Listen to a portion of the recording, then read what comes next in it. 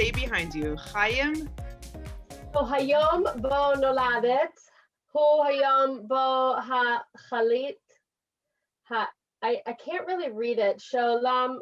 Basically, it's from Rav Nachman, which is it's one of the, like when we were talking, and you said like what drives you or what are you passionate about, and I told you that like making sure that people know that they matter. So this is one of my favorite quotes of all time from Rabbi Nachman of Breslov, and it says basically, on the day you were born, God decided the world could not exist without you. So the first time I saw that and I read it, I like broke down in tears. Wow. It's like the most beautiful birthday blessing to give somebody. Right. It is a Hallmark card out of that blessing, that they have like in Israel, obviously, you know, like they have magnets and like beautiful little trinkets, paraphernalia that they give away with that pasuk, or not pasuk, it's a quote. So so when I read that, I was like, went right to my heart and my soul, and I was like, I wish I knew this growing up, but now that I do, I want to make sure that my kids know that.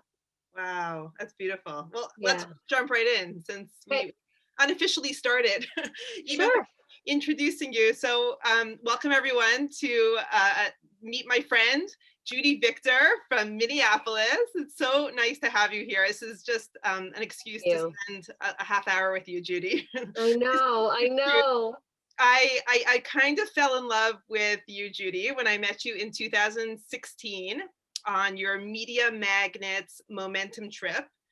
An incredible trip, and I was part of 200 women on a regular trip, and you were with your, I don't know, it was 40, 50 women on the Media Magnets. 40, yeah. And we met on the dance floor, okay? Enough said. Enough said. When you anyone I meet on the dance floor is a true friend. That's right. Wow. So I was blown away by your energy, your light, your charisma, and I've been following you ever since. If I need a boost, well, you know, I can follow you on your momentum boost that you are producing for the world. But if I need just like a mini Judy Victor boost, I'll just go on your Facebook page and watch one of your impromptu dance parties. I cannot even tell you how many times I have watched some of those videos. Like, I hope you don't think I'm a stalker, but if I'm sad, I just know where to go. And your energy, your light, unbelievable. Thank you. So how do I even introduce this woman?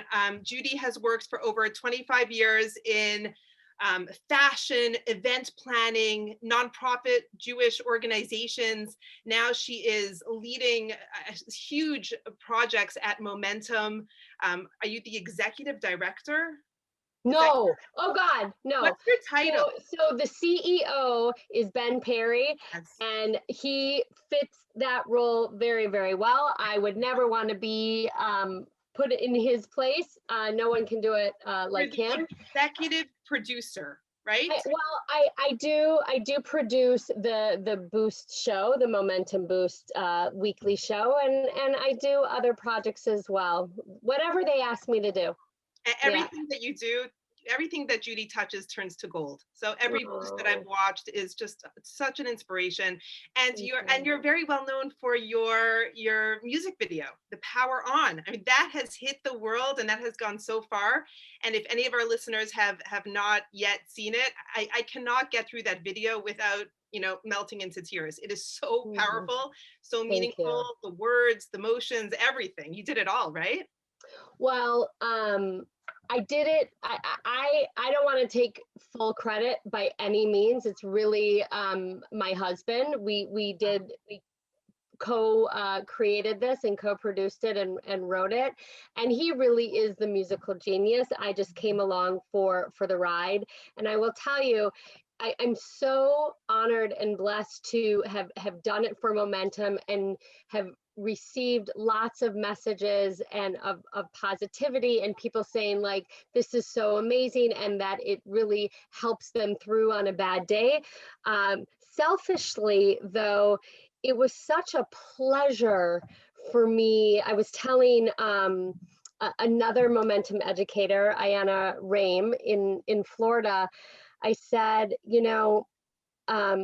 what was most successful or what I got out of it that I loved the most is the fact that I got to fall in love with my husband again, and that we were in his space in the studio working countless hours on it, and I just got to see him in his environment just shine and soar, and it was in a way that we both benefit, and we are reaping the benefits still for seeing everyone so inspired. So that's like, I just have chills. That's beautiful. yeah. And that's really what it's all about. When something is coming from such a deep place within you and you put that out to the world, it enters the heart, right? And it entered so many thousands and thousands of hearts because it was coming from a beautiful, beautiful place, a place of love.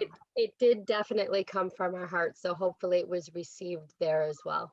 Wow. Yeah. Okay. Well, I'm so excited to have this conversation. Usually when I get on with a woman that I just want to, pick their brain, hear what their passion is. So when I asked you a couple days ago, I can't remember when we decided we're going to get on and do this. So I asked Judy, what's burning in your heart right now? Like, what is your fire?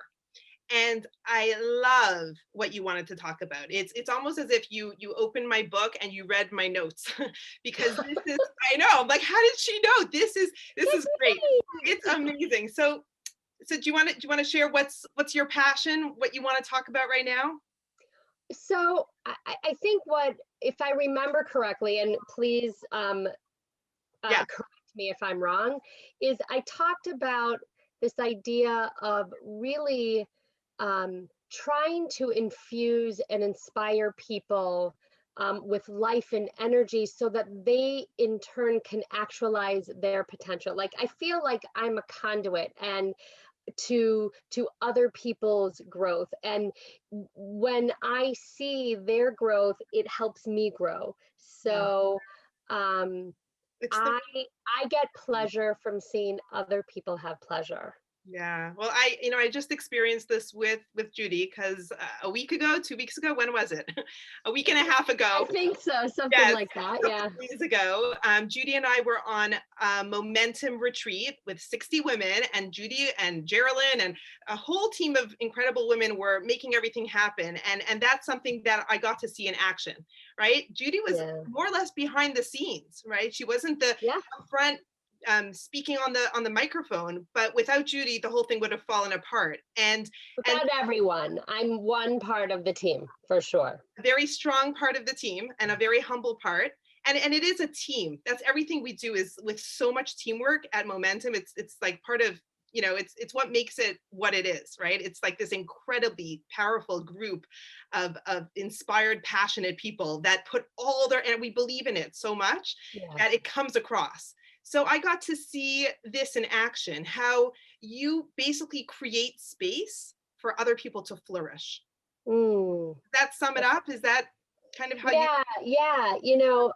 There's this, it's been a lifelong journey for me to figure out sort of like how to be in this world, and I continue on that journey. And I had a mentor of mine talk to me about an opportunity for growth, and it was a little bit painful, but which is fine. I'm not averse to lessons, I think, but there's this idea in Judaism, this word called tzimtzum, which is when and you probably can explain it better than me, but when Hashem, before creation started, he had to sort of contract himself or itself,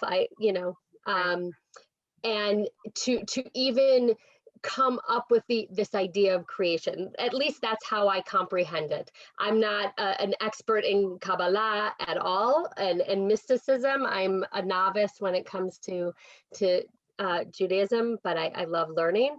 So I every time that I feel like I have to give space or create space for others to flourish. I think of this word tzimtzum and being able to contract without taking away from my essence. So Wow. giving space while still remaining myself. I mean, let's just stop right here for a second, because this is big stuff. This is very deep. And I think it's an art. I don't think this is an Oh, easy thing to do. And you've probably been working on this for how many years ago did you hear about this idea? well, I've heard about Tzimtzum for years, but this mentor of mine, I would say within the last 5 years. Yeah, about 5 years. But it's a daily practice. It's a practice. Like there's sometimes when I fail badly because my ego is bruised and I'm like, hey, I gotta stick up for myself and whatever. And then there's times where I sort of like I succeed and I'm like, that was a win. That was a win. Judy, there was a time in my life where I was in a relationship. I won't give so many details. That I felt that my light, my power was overwhelming for the person that I was with. And Yeah, and I remember speaking to my mentor at the time and asking her if I should dim my light in order to make more space for this person. And she actually told me no, not to. And we could, I don't, it was just one opinion, but she said you should never dim your light, because that would just, it wouldn't be good for you, and it wouldn't be good correct. for the next person either. Yeah. So I guess this balance, but it is something that's constant work to find the right amount, the right balance, I guess, of knowing who you are, presenting yourself to the world, and also walking with a tremendous amount of humility and understanding of your surroundings. Yeah, and I think when I talk about Tzimtzum and like, contracting, lefech, the opposite, like I'm not talking, I agree with you. I'm not talking about dimming my light. I'm talking about it's almost like you're expanding the space while you exist within it without dimming your light. Like remember, I remember there's this concept that when the Beit HaMikdash, when the Holy Temple stood in Jerusalem, and everyone would make a pilgrimage there 3 times a year, that like millions of people Right. went into the Beit HaMikdash. How could they fit Yeah. millions of people? So what I heard is that there's this idea that God expanded the space for everyone to be in there at the same time. Wow. So I think that's sort of what I'm doing in my little way. I don't know. I love it. I love it. I love the comparison to the Holy Temple. If you think about it, just to take it one step further, if everyone came crowded in there and it was like standing room only, and then when it was time to bow down on the floor in the prayer service, Prostrating. Yep, right? And, exactly. and it was like miraculous. Like there was enough Yeah, space for everyone. yeah. And if you think about the land of Israel, which is in all of our hearts right Yes. now, we think that the land is actually compared to the skin of a deer. Have you ever heard that analogy? No. Stretches. So just think, please God, we should have better times and we all make it back to Amen, Israel amen, one day. amen, Amen, amen. And all the amen. Jews come from all over the world with the coming of the Messiah. Like just imagine these dreams that we've been holding on to for millennia. And what how are we all going to fit? Well, God promised that the land will The stretch. stretch. Wow, that's This so beautiful. idea of Tzimtzum, it's very powerful. It's God did it, and we're trying Yeah, to emulate God, and we could do this in our own lives. That's yeah, beautiful. So the, yeah. the That's topic for beautiful. today was going to be, making space for other people to flourish. We were talking about how you see people, you feel people, you make space for them, you embrace them, you help them shine. That's what you do. Please And God. Yeah. yeah, it's a beautiful work. It's a very feminine act. This act of making space. if you think about what a woman goes through in her own body, how we make Mhm. space, like our organs are like moved to the side to bring forth life. Like think about it. It's like, I remember like my baby kicking and I'm like, I think that's my spleen. Right. It's so funny that you're saying this and using that analogy. Last night, I was lying in bed watching YouTube videos of like births, like birth vlogs. And I'm like, I said to my husband, do you think this is like weird that I'm watching this on my free time? Like he goes, no, no. I said, I just love the the ability and the potential of creation, anything, And like anything. expansion, right? Yeah, an Expansion. expansion. Yeah, Wow, expansion and also giving birth actually. Like it's like, you know, yeah, how many centimeters? Like it's mind-boggling what happens to our body. And we carry that potential in so many ways. So yeah. I have a question that I want to put out there to you because Okay, this is your jam. This is something that you've been let's do doing. this. I've seen it in action and it's actually quite inspiring. So my question is like, how? Like how, if anyone is listening and says, you know, that's such a beautiful idea, there are people in my life that could use a little bit more.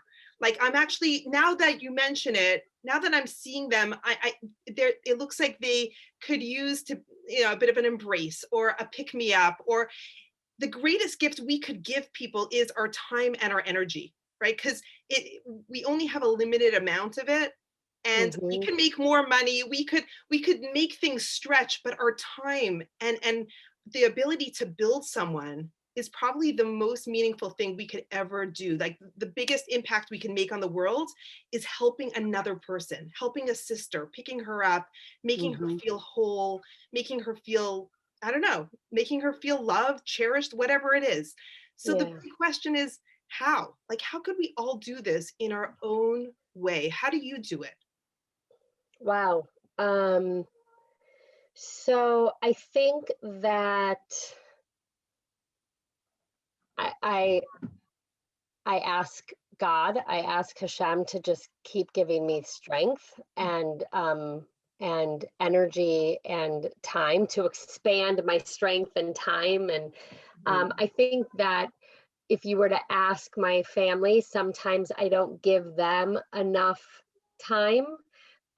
So I myself am working on boundaries, like how, like what is the most important thing right now, and sort of like starting with my inner circle and then moving out. Um, I think it's really about, I think anyone should really be able to choose what drives them. This is what drives me. And I'll never forget, I was in my mid 20s. I was going to JFCS for therapy. My therapist was amazing. She gave me an exercise to do, and it was the most impactful exercise of my life. She had me write my own eulogy. Wow. And what it did, and I procrastinated the whole 2 weeks. The day I was going in for my follow-up appointment, I'm like, I gotta bring my homework in. Yeah. And I just sat down and I wrote, and I looked at my eulogy and I said, I am not on track for where I want to be. So that was a very pivotal moment in my life to say, you gotta get on track. Mm. So, whatever people are passionate about, whatever your jam is, um, figure out who you want to be at the end of your life and take steps, small steps to implement. So, for me, creating space and helping others actualize their potential, I think it's really just about seeing others and noticing them and getting you out of the way. Mm. Wow. Has to do, I think, a lot with ego and vulnerability and being a little bit fearless Mm. and not feeling like you're gonna look stupid. Like, you know, the videos, the carpool karaoke things that you say that you like. So I'm I'm silly. I just don't, You I, care. I don't care. Yeah. I don't care if, like, my brothers for years called me and they're like, you need to stop doing those videos. They're like really embarrassing. I said, for you or for me? And I'm like, I don't care if it brings one or two people more joy in their life. I want to do that. Like, Mm. okay, like, so what if I look silly to some people and people are rolling their eyes? Mach patli, like in Hebrew, like what do I care? Like, they're not. Can I ask you a personal question? You don't need to answer. I'm curious how old you are, because what you're describing is like, this is what you get when you own your maturity.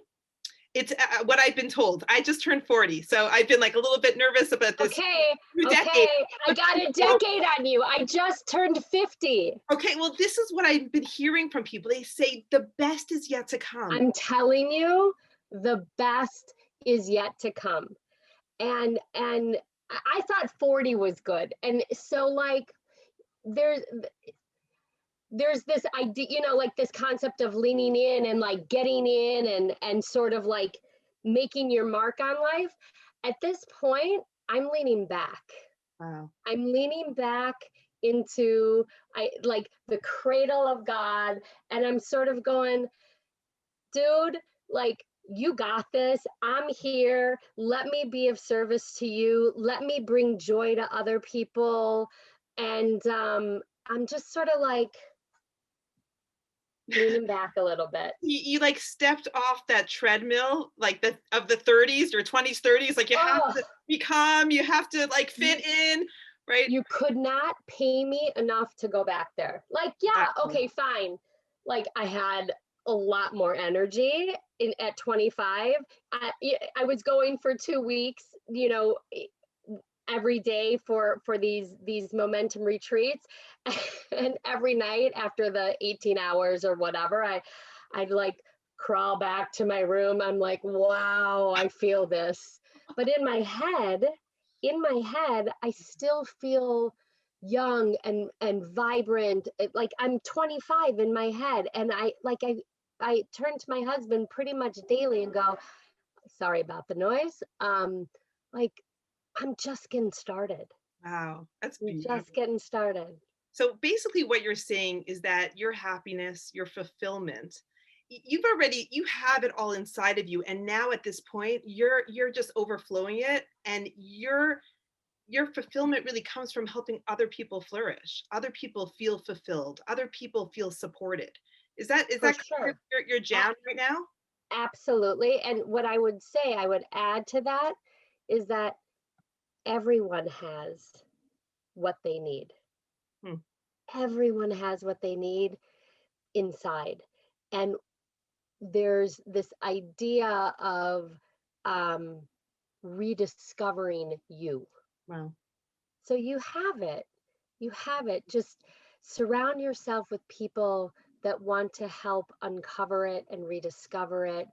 And Maybe you hold up a mirror and show you, yeah, you got yeah. it, right? Like, Just this like, is you. You got it. Like, you're here. Like, every day when I heard the Rabbi Nachman the quote, and I saw it, and I wake up every morning and I say Moda Ani, I'm like, wait, if the creator of the universe gave me another day, he believes in me. If the creator of the universe believes in me, I got to bring it.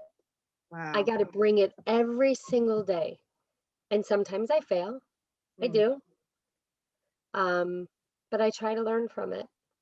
Wow, there's no room, if you understand that and say that and internalize it, there's no room for a low self-esteem. Because if the creator of the world believes in you, who are you to say, no, no, no, you're wrong? Right, exactly. I'm like, wait, I got nothing on God. Like, okay. Wow. Well, I'll tell you something. A lesson that I learned from my Rabbi Yitzchak Berkowitz. This is Mm, a couple years ago. I was on a momentum trip, and every time I go to Israel, I meet with him. And wow. I sat in his office, and Oh, we spoke about the world of Jewish outreach, right? I've trained under him. I sat by in his classes for years. My husband got smicha from him, got Yeah, rabbinical ordination, and I, I don't only want to call him up when there's problems, right? I also want to tell right. him when things are good and when we have a Yeah, success. So give so him a little nachas. yeah, exactly. So we're sharing some of the good things, some of the hard things, and he said to me, Eve, you know what the most important thing is? Because you think and you get trained and you think you're going to go out there and change the world in such a huge way, like you're going to bring everyone closer to Judaism. He said, before we even do that, before we even teach Aleph Bet to somebody, first we need to wake up their heart that is sleeping. Mm, We need to make them feel. That's all you need to beautiful. do. Just have people feel. And he said this also about his rabbinical students that were in his program. He said before he gives them like all the teachings of how to go out there and change the world, first he needs to make sure that their heart is beating and they're feeling. Yeah. It's so fundamental. And I see it like the relationships that we're always struggling with as threefold. Okay. This is how I live my life. It's first you need to be strong and know who you are. It's inward, Yep. and then you could take it outward to the world, extend yourself, go out there, make a change in the world. And then there's also upward. And they Yeah. kind of all go together. It's inward, Inward, outward, and upward outward, upward. Love all that. the time. Love it. But without the inward, without knowing who you are, the divinity that you hold within you, I don't think we could extend ourselves, or we're on sort of survival mode. I don't think we have anything to I do. think you can, but I think it could crumble if the foundation isn't there. Like, what are you holding on to? So, Right. and it may not necessarily be directed in the, I don't want to say proper way, but like people give for different reasons. So Mhm. if you've got your inward, if you've got your insides straight, Yeah. like it's the outward and the upward is going to come no matter what.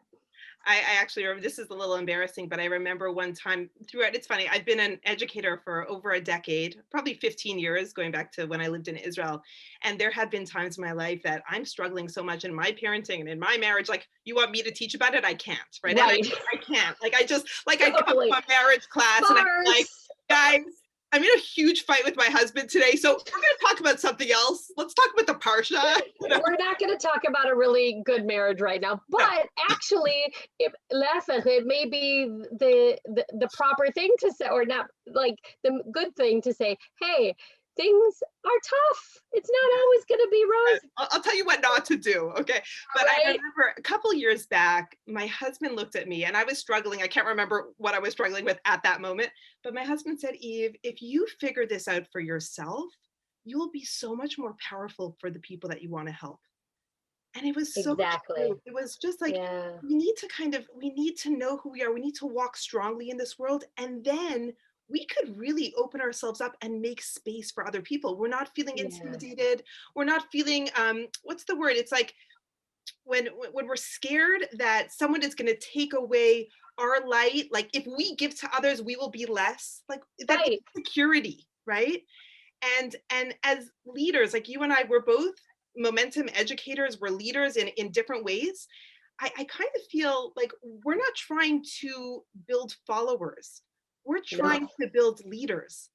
That's what it's all No. about. Absolutely. Like and everyone, like in the momentum retreat, we say, if you are a mom, you are a leader already. Like, a leader doesn't have to be an extrovert or, vibrant personality and like dancing on stage everywhere and, be an orator like Martin Luther King. Like, no, there are many different types of leaders. And that's what for sure momentum is trying to help develop um, with people, like, for sure. Right, strong leaders. Yeah.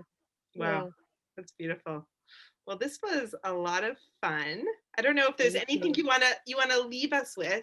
I kind of think of that that quote about planting a seed, like I think this is a quote that I once heard that, that they tried to bury us, but they didn't realize that we were flowers, or we were roses. So I kind of Yeah. feel in the same vein with seeds. Like when you take a seed and you nurture it, amazing things could flourish, right? But Yeah. it takes a nurturer. It takes someone to kind of make space for that, to not discard it because it's not growing quickly enough, or it's not looking, like up to par or whatever. It's just to really make space and have patience and be consistent and dedicated to the mission of helping things grow. And Yes. I think that's what the world needs. I don't know, Judy, I think there's a lot of loneliness. This is what I hear from my women, from my community, especially now after a hard year Yeah. of isolation. Yeah. I feel people are feeling lonely and down. And I think the job of the hour is really to start building people up again, coming back Mhm. together. Just even a smile to someone could really lift their spirit. I think you should do more dance parties, definitely. Okay, Okay. okay. Let me know what more dance parties and what songs and where they are. But yeah, I think to your first question, like how do you do it? It's the little things. It's it's noticing and being aware of people and giving them space. Um, Giving them a very authentic compliment, or smiling at a stranger, or if you're at the grocery store, putting your phone down when you're checking out and actually looking at the cashier and saying, "Hi, how's your day?" Ah, You that's know, powerful. like it's that simple. Wow. It's an exchange. Right. I see you. I see you. I You're doing see you. I see you. that's beautiful. Well, thank you. Yeah. This was great. I definitely You're got welcome. a lot out of this, and I just want you to know how much I admire you. I really I see you. I see your I beauty. see I you see your spirit. too. It Oh, is it mwah. is a mutual love fest. Cool. It's a Okay. mutual Well, love thank you fest here. everyone for joining us, and yeah, this was fabulous. Lots of fun. Thank Always you. fun with you, Judy. Take Thank you, Eve. care. Mwah. Bye Take bye. care. Bye.